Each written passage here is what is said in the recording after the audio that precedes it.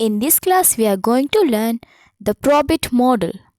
Last class में हमने logistic model के बारे में पढ़ा था और इस क्लास में हम Probit मॉडल के बारे में पढ़ने वाले हैं. Probit is used when theory assumes a normal distribution even though logic gives almost the same result and is easier to interpret. ये कह रहा है कि Probit मॉडल जो है वो भी लॉजिक मॉडल की तरह ही होता है और इसमें डिफरेंस बस ये होता है कि यहाँ पे जो थ्योरी है वो क्या एज्यूम करती है, नॉर्मल डिस्ट्रीब्यूशन को, जबकि लॉजिस्टिक मॉडल में हम नॉर्मल डिस्ट्रीब्यूशन को एज्यूम नहीं करते थे. Even though logic gives the almost same result, कि अगर हम प्रॉबिट मॉडल फाइंड करेंगे या फिर लॉजिक मॉडल से रिज़ल्ट फाइंड करेंगे तो हमारे पास जो रिज़ल्ट है वो ऑलमोस्ट सेम होगा और जो लॉजिक मॉडल है वो हमारा ईजियर टू इंटरप्रेट होगा as compare to probit model. लेकिन जो प्रॉबिट मॉडल है वो वहाँ पे यूज़ होता है जहाँ पे हमारी थ्योरी नॉर्मल डिस्ट्रीब्यूशन को एज्यूम करती है. तो अब क्वेश्चन ये है कि अगर हमें प्रॉबिट मॉडल वही रिज़ल्ट देता है जो लॉजिक मॉडल देता था तो फिर हम इसको क्यों यूज़ करते हैं. Even though their results look similar, Probit is used for theoretical and practical reasons, not because it gives very different numbers. मतलब हम Probit मॉडल को इसलिए नहीं यूज़ करते क्योंकि ये कोई अलग नंबर दे देता है लॉजिक मॉडल के कंपैरिजन में, बल्कि हम इसको कुछ थियोरेटिकल और प्रैक्टिकल रीजंस की वजह से यूज़ करते हैं. जहाँ पे फर्स्ट नंबर हमारा क्या है, theory sometimes require normal distribution. जो हमारी थ्योरी है वो क्या एज्यूम करती है, नॉर्मल डिस्ट्रीब्यूशन. तो उस केस में हम लॉजिक मॉडल को यूज़ नहीं कर सकते क्योंकि वो नॉर्मल डिस्ट्रीब्यूशन को फॉलो नहीं करता. For example, utility maximisation models, choice models, consumer behaviour, in such cases using probit is correct according to theory even though logic also works. मतलब इन केसेस में हमें नॉर्मल डिस्ट्रीब्यूशन चाहिए होती है और उस केस में हम लॉजिक मॉडल भी वर्क कर सकता है, लेकिन इस थ्योरी को कंसिडर करते हुए कि नॉर्मल डिस्ट्रीब्यूशन को फॉलो कर रहा है हम प्रॉबिट मॉडल को यूज़ करते हैं. और सेकंड पॉइंट ये है कि probit is more realistic in some situations because probit models moves faster towards 0 and 1. जो प्रॉबिट मॉडल है वो 0 से 1 की तरफ फास्टर रेट पर जाता है as compare to logit model, जबकि जो लॉजिक मॉडल है वो बहुत ज़्यादा आहिस्ता जाता है. इन रियल सिचुएशन में ऐसा नहीं होता. It handles extreme cases better, और ये एक्सट्रीम केसेस को भी बेटर हैंडल कर लेता है. So when behaviour is very threshold like probit fits better. Probit fits better. Threshold का मतलब होता है एक पर्टिकुलर लिमिट. अगर हम बात करें कि थ्रेशहोल्ड लाइन जो है वो एक पर्टिकुलर लिमिट है तो इसके नीचे जो होंगे वो सारे नॉन डिज़ायरेबल होंगे और इनकी प्रोबेबिलिटी 0 होगी और इसके ऊपर जो सारे किसके इक्वल होंगे, 1 होंगे. ये जस्ट एक एग्जांपल है आपको थ्रेशहोल्ड को समझाने के लिए कि थ्रेशहोल्ड हम एक लिमिट को कहते हैं. So next is historical and academic reasons. हम हिस्टोरिकल और एकेडमिक रीजंस की वजह से भी प्रॉबिट मॉडल को यूज़ करते हैं. Some research fields traditionally use probit, example health economics, risk analysis. So researchers choose based on convention. मतलब कभी कभी क्या होता है कि कुछ रिसर्चेस में, जैसे हम हेल्थ इकोनॉमिक्स की बात करें या फिर रिस्क एनालिसिस की बात करें, यहाँ पे ये हमेशा प्रॉबिट मॉडल को यूज़ करते हैं और जो रिसर्चर्स इन पे काम करते हैं वो भी क्या यूज़ करते हैं, प्रॉबिट मॉडल ही यूज़ करते हैं. The fourth point is probit model may be preferred when the underlying process is assumed normal.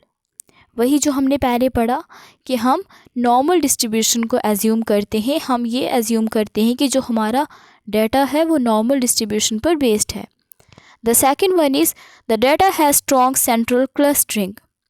Central clustering मतलब कि जो मैक्सिमम पॉइंट्स हैं डाटा में वो कहाँ पे लाई कर रहे हैं, सेंटर में. जैसे हमने नॉर्मल कर्व में पढ़ा था, देखो मोड वाली वैल्यू कौन सी है, वही है जो मीन वाली है.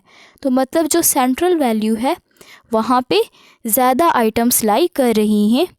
Next is the model is derived from latent normal variables. Latent variables वो होते हैं जो हिडन वेरिएबल्स होते हैं. जैसे हम अगर आइसक्रीम खाते हैं तो ये हमारे इसके प्राइस पे तो डिपेंड करता ही है, साथ में यूटिलिटी पे भी डिपेंड करता है।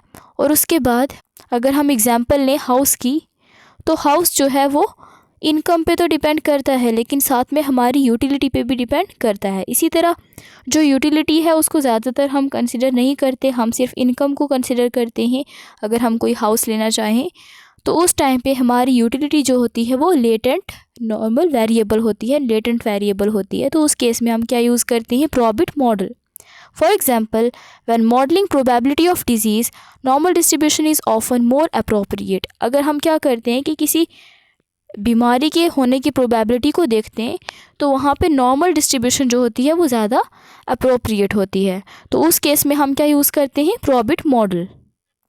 सो एट लास्ट ये कहता है कि जो लॉजिक है वो ईजियर है इंटरप्रेट करने में। हमने लॉजिक पढ़ा था लास्ट क्लास में और आपको पता होगा कि उसकी इंटरप्रिटेशन कैसे करते हैं। Odds ratio is easy to explain. जो ऑड्स के रेशो हैं हमने पढ़ा था, ऑड्स रेशो, ये एक्सप्लेन करने में ईजी होता है और उसके बाद ये ज़्यादातर सोशल साइंसेज में यूज़ होता रहता है। So logic model is more popular. Next is numerical difference is tiny. Mathematically, logic distribution has slightly thicker tails and normal or probit has a thinner tail. अगर हम देखें लॉजिक मॉडल की distribution को तो उसकी जो टेल है वो थोड़ी थिकर होती है, लेकिन जो प्रॉबिट मॉडल है उसकी जो टेल है वो थिनर होती है। But this difference is very small in practice. लेकिन ये जो डिफरेंस है ये प्रैक्टिकली बहुत ज़्यादा स्मॉल होता है। So results look almost the same. इसलिए इन दोनों मॉडल्स के जो रिज़ल्ट हैं वो सेम लगते हैं और ये दोनों एक दूसरे की जगह यूज़ होते रहते हैं। अब आप इसकी कर्व भी देख सकते हो प्रॉबिट मॉडल की। ये जो हमने ब्रोकन लाइन से रिप्रेजेंट की है ये प्रॉबिट मॉडल की कर्व है, और जो ये लाइन से रिप्रेजेंट की है ये लॉजिक मॉडल की कर्व है। और आप देख सकते हो कि जो प्रॉबिट मॉडल है उसकी जो कर्व है वो थिनर है as compare to logit model. उसकी जो कर्व है वो थिकर है as compare to probit model. अब कुछ डिफरेंस है लॉजिक और प्रॉबिट मॉडल के बीच में। तो फर्स्ट वन है, जो इसका क्यूमुलेटिव डिस्ट्रीब्यूशन फंक्शन होता है वो क्या होता है, लॉजिक मॉडल का लॉजिस्टिक डिस्ट्रीब्यूशन पर बेस्ड होता है, जबकि प्रॉबिट मॉडल का क्यूमुलेटिव डिस्ट्रीब्यूशन फंक्शन जो होता है वो नॉर्मल डिस्ट्रीब्यूशन पे बेस होता है। उसके बाद इसकी शेप भी एस शेप्ड होती है, हमने अभी पढ़ा, और इसकी भी एस शेप्ड होती है। Slightly slower at the ends, मतलब ये क्या होता है कि एंड्स जो इसके होते हैं वो थिकर होते हैं as compare to probit model, तो ये स्लोअर रेट पर चलता है। जबकि प्रोबेबिलिटी मॉडल जो प्रॉबिट मॉडल है वो ये फास्टर रेट पे मूव करता है 0 से लेकर 1 की तरफ as compare to logit model. Next is practical. यहाँ पे अगर हम प्रैक्टिस की बात करें, प्रैक्टिकल लाइफ सिचुएशन की बात करें, तो जो लॉजिक मॉडल है वो ज़्यादा कॉमन है क्योंकि ये सिंपल है और इजी टू इंटरप्रेट है। और जो प्रॉबिट मॉडल है ये वहाँ पे यूज़ होता है जहाँ पे थ्योरीज़ को नॉर्मेलिटी रिक्वायर होती है, और जो both of these models give similar results, और ये दोनों मॉडल क्या देते हैं, हमें सिमिलर रिजल्ट ही देते हैं। So let's discuss the basic idea of probit model. We assume that behind the observed decisions, yes or no, there is an unobserved utility or index। मतलब हम ऐसा मानते हैं, हम ऐसा assume करते हैं कि जो हम डिसीशन लेते हैं yes या फिर no, उसके अंदर एक ऐसा वेरिएबल भी होता है जो अनऑब्जर्व्ड होता है, जिसको हम ऑब्ज़र्व नहीं करते। अब उसको हम डिनोट करते हैं आई से। I equals to alpha naught plus alpha 1 into x i, जहाँ पे I क्या होता है, not observed, and x i could be income, ये तो डिपेंडेंट वेरिएबल होता है, सॉरी इंडिपेंडेंट वेरिएबल होता है। उसके बाद higher means a highest chance of choosing yes. अगर हम बात करें I की, तो ये जितना ज़्यादा हाई होगा उतना ज़्यादा हमारा चांस होगा येस कहने का। तो डिसीशन रूल क्या कहता है, there is a cut off threshold, मतलब मैंने आपको एग्जांपल दी थी, वहाँ पे हमेशा क्या होता है, एक कट ऑफ होता है और एक थ्रेशोल्ड होता है। जो चीज़ इसके ऊपर लाई करती है, अगर जो हमारा आई है वो इसके ऊपर लाई करता है तो हमारा आउटकम 1 होगा, और अगर हमारा आई जो है इससे बिलो लाई करता है तो हमारा आउटकम ज़ीरो होगा। Higher income increases the chance of positive outcome. और अगर हमारी इनकम हाई है तो मतलब हमारे जो पॉजिटिव आउटकम्स हैं उनके चांसेस भी ज़्यादा हैं। So here this symbol denote capital F that is cumulative distribution function. तो हमारा जो क्यूमुलेटिव डिस्ट्रीब्यूशन फंक्शन होता है वो कौन सा फंक्शन होता है? Normal distribution function. It gives a probability between 0 and 1। और ये हमें प्रोबेबिलिटी देता है 0 और 1 के दरमियान। तो हम इसको एस्टिमेट कैसे करते हैं? Estimation method. Probability models can not be estimated by OLS, they are estimated by using maximum likelihood estimation. जब हम इसकी प्रैक्टिकल एग्जाम्पल पढ़ेंगे तब आपको अच्छे से पता चल जाएगा। अभी बस आप इतना याद रख लो कि इसमें हम OLS एस्टिमेशन नहीं यूज़ करते, बल्कि हम इसमें दूसरा मेथड यूज़ करते हैं मैक्सिमम लाइक्लीहुड एस्टिमेशन का। तो सम इंटरप्रिटेशंस। अगर जो हमारे साइन ऑफ कॉफिशेंट हमारे कौन से हैं? अल्फ़ा नॉट और अल्फ़ा 1। अगर जो इनके साइन है वो पॉजिटिव है तो इसका मतलब हमारी प्रोबेबिलिटी जो है वो इंक्रीज़ हो रही है। अगर अल्फ़ा 1 का साइन पॉजिटिव है तो मतलब हमारी प्रोबेबिलिटी इंक्रीज़ हो रही है। और अगर उसका साइन नेगेटिव है तो हमारी प्रोबेबिलिटी डिक्रीज़ हो रही है। उसके बाद है साइज़ ऑफ द कॉफिशेंट, मतलब जो कॉफिशेंट है उसका साइज़ कितना है। It does not directly tales how much probability changes. ये हमें डायरेक्टली नहीं बताता कि प्रोबेबिलिटी कितना चेंज हो गई है।